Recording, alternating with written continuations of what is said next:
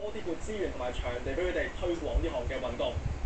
今屆6人賽一共有12支球隊角逐，港隊喺09年曾經係攞到亞軍。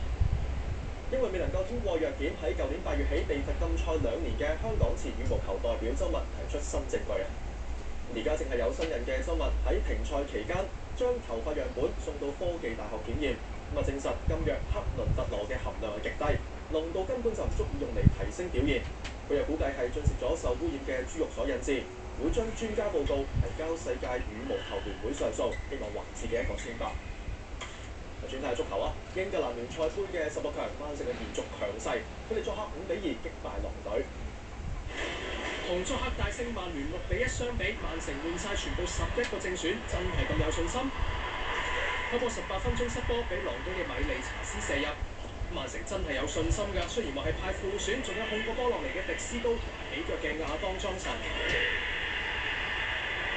除咗佢哋兩個，仲有羅斯尼。接應亞當莊臣嘅妙傳射入反超前嘅一球。曼城呢3個升級球員用咗短3分鐘就將狼隊嘅防線摧毀。迪斯高近門保中，未完上半場，曼城已經領先到3-1。換邊之後入球都停不了，小將斯古比斯加一腳射中守衞，再中門將反彈入網。再欣賞下曼城流暢嘅組織，